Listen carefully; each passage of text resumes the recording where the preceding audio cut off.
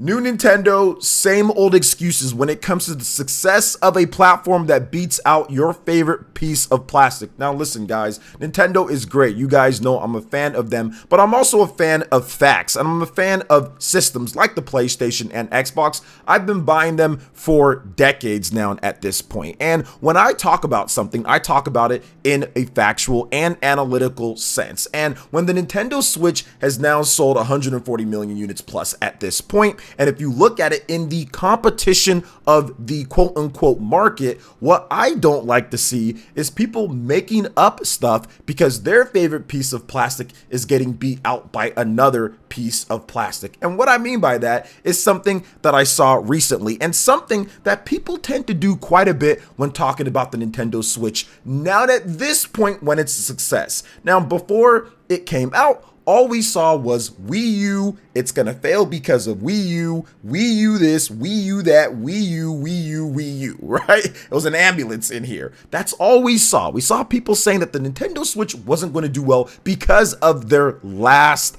home console. They didn't bring up the Nintendo 3DS as a portable, but because of Nintendo's last home console, because Nintendo was considering this to be a home console that you can take on the go, a hybrid, you're going to see home console quality games. You're going to have a Pro controller like a home console, which the Nintendo 3DS never got, a controller that you can connect to it. So it gets all of these features and things that make it a hybrid, a true hybrid, and a home console. So it's one of those things that kind of is a little bit of a head scratcher, but not really, when these crazy Sony fans and these people want to completely move the goalposts now that the Nintendo Switch has outsold what they like the most with the PlayStation 4, and obviously it probably will outsell the PS5 when it's all said and done. I don't think I see the PS5 selling 140 million units plus or getting close to that, but you never know. But now the goalposts are being moved. Now I saw a extremely funny post on Twitter the other day where there's this person that put up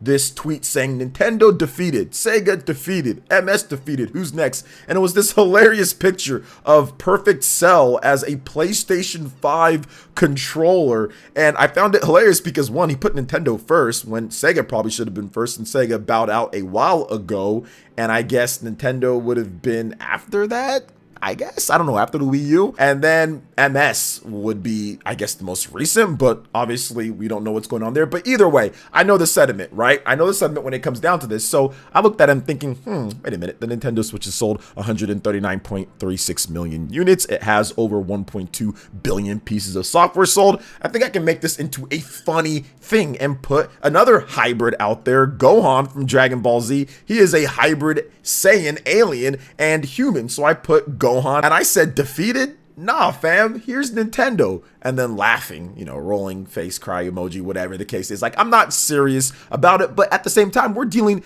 in facts here. Yes, the Nintendo Switch is a hybrid, just like Gohan, and it has sold more than every other system in the history of systems, with the exception of the PlayStation 2 at 155 million plus, and the Nintendo DS at about 152, 153 million. And that tweet got so many people saying the same old excuses, moving the goalpost once again. And I want to go over a couple of those because I find them hilarious, and I think it's a good talking point. So one of the big things that I heard is that the Nintendo Switch is not in the same market as the PlayStation 5 and the Xbox Series. It's in the high end when it comes to those systems, and Nintendo's in a portable end or something, which I found hilarious because every single sales tracker and Nintendo themselves also put it in the home console market. When you look at the sales for the NPD clearly separated the Nintendo DS, the PS Vita, and portable systems. The Nintendo Switch is right in line with the PlayStation 5 and the Xbox Series. When they go over who sold the most for the NPD, obviously if the 3DS sold the most, it wouldn't be above the PlayStation 4 if it sold better. It wouldn't be above the Xbox. It would be in its own market above the PS Vita, separated. overall, they would always use home consoles. The Nintendo Switch has been compared to the PlayStation 4, has been compared to the PlayStation 5, has been compared to the Xbox One and the Xbox Series and all of that. It was never compared to the PS Vita in terms of sales in any of these chart trackers at all when it comes to who had the best selling for home console or portable. It was never compared to those. So I find that type of excuse and goalpost moving to be false. I mean, I know people can have their opinions, but at the end of the day, if you're talking about the markets, we're talking about the market in terms of sales. That's what the market is. It's not based off your opinion. It's based off of what's actually being tracked and how it's being tracked. Now, another person also states the same thing. Sony defeated Nintendo in the home console market, and Nintendo defeated Sony in the handheld market, and Nintendo is not in the high-end console one. And I think that this whole high-end thing is actually made up. It's not real. And allow me to explain. Sony essentially made that up in order to have a defense to block the Activision Blizzard deal with Xbox. That's all they wanted to do. They just made that up. That term has never really been around. Now, it can be slang, say, hey, you have the big HD systems compared to the SD of the Wii, but even with the Wii compared to the PS3 and 360, it was still in the same market. It was still compared, and that wasn't high end, right? So if it wasn't high end then, it's not high end now. You guys are just moving the goalposts because it's beating out your favorite piece of plastic. It's never been separated, and it's always been Nintendo in that same market. Now, the Nintendo Switch being a hybrid, that has also probably confused a little bit of people out there in terms of the functionality because they don't exactly know what happens when you dock the Nintendo Switch. I saw people also bring up the whole, oh, well, what about the PSP? You can plug that in. The PSP isn't a hybrid. Nothing changes when you plug it in. It doesn't have a dedicated controller for it. There's all these weird things that you have to do to even get it going on a TV and it to be playable for the most part. The Nintendo Switch has higher resolution, the clock speed change. Obviously, you can take off the Joy-Cons, you can make it into a standard controller, you can play it like that. You can also have a regular standard controller that you use as well. There's all these functionalities that are built for a home console. Unlike the PSP or unlike the PS Vita, those weren't built for that. So when people try to bring up those portable systems, it's just junk. It's nonsense because obviously those aren't actual hybrids. That's just a portable system that if you want to hook up to a TV, you can. The Nintendo Switch is actually more of a true hybrid when it comes down to it. And even if you want to look at like console type of games,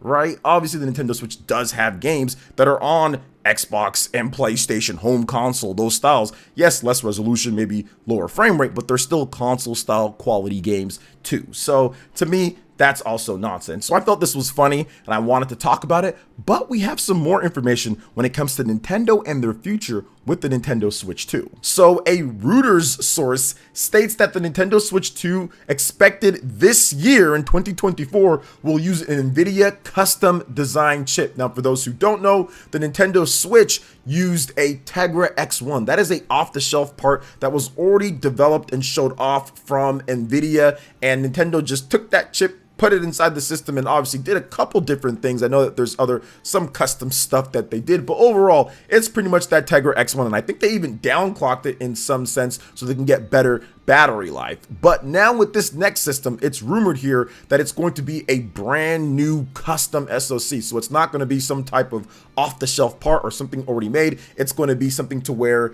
Nintendo and Nvidia work together to develop something completely new based off of an architecture, based off of a base, but customize it fully to create something truly different and new, and nothing that you can really compare it to something else on the market, whether that's another system that's already out there or it's another one of their chips or their lines that they already have. So this is definitely exciting, but once again, we already knew about this. Nate the Hate talked about this as well. We knew before that Nintendo was probably going to use some type of custom SoC, some variant of the T239. So this really isn't anything too crazy or anything like that. So it is what it is. Now, Nintendo obviously declined the comment, and Reuters is going with their source, so that's awesome. But we do have a little bit more information here when it comes to potential rumors with the Nintendo Switch 2 and backwards compatibility. Now, this was a little bit of an interesting topic and discussion. Pretty much everyone, from what I understood, were like, yeah, it's going to be backwards compatible. But then MVG, good friend of the channel, shout outs to MVG, put up a video about a year ago saying, wait a minute, there is a backwards compatibility problem, and people piled on by saying, oh, look, this means that it's not going to happen. Then, of course, all the Nintendo's stupid, they don't know what they're doing, oh my gosh, panicking, they better not, blah, blah, blah. There's been everything, and it kind of went silent for a while. Now, I personally felt that there's no way Nintendo's going to have this next system and not have backwards compatibility, and we still have to see if that's going to happen. But I felt, based off of Nintendo's investor reports where they talked about the next generation console in 20XX, and they talked about Nintendo accounts and having a smooth transition and many other things, that made me believe, especially with the reports of the Nintendo Switch being another hybrid design, that yeah, they're going to want to be able to sell all of those Switch 1 games on Switch 2. They're going to want to have people to have an instant library, and it's going to be easier for people to say, okay, I'll make the upgrade. But now we have a little bit more information here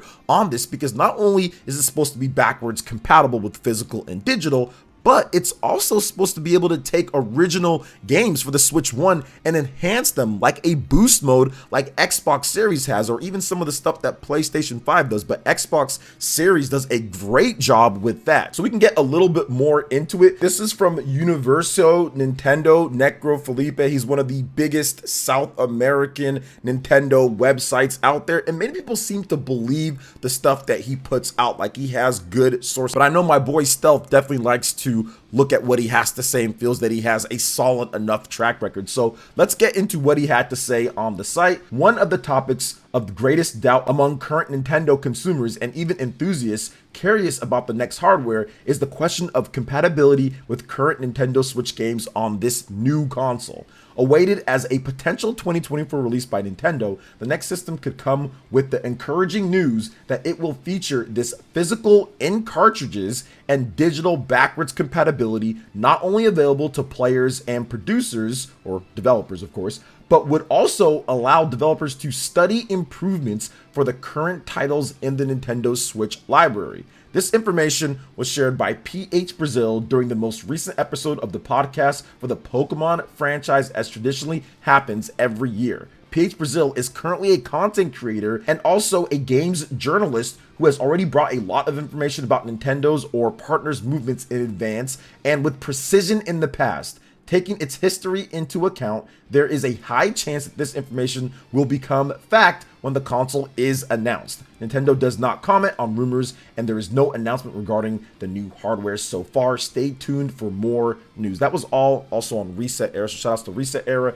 and Universo Nintendo. And yeah, I mean, this would make sense to me, but another thing about this is something that we kind of already got tipped off to back, I think last year or so, when Guimond, he is the, if I said his name right, he is the CEO, president of Ubisoft, and he stated that Mario plus Rabbids was a little bit disappointing for them. Nintendo told them to hold off on releasing another Mario plus Rabbids game on the current Switch and wait for the next Switch. It'll drive up more engagement and hype, and obviously you'll have a stronger system, and I think that would have been the good call after playing the game in terms of what they were trying to do. I think the faster loading speed and time and more power of the system would have helped that game out, but Ubisoft came out and said, hey, we're going to update the game and release it on the new system. So that's essentially what he's saying right here in terms of Switch 1 compatibility, just updating it and releasing it on the new system. So this is something that Ubisoft already tipped off would be happening. Now, some people took that as, okay, well, it's just a Switch 2 version of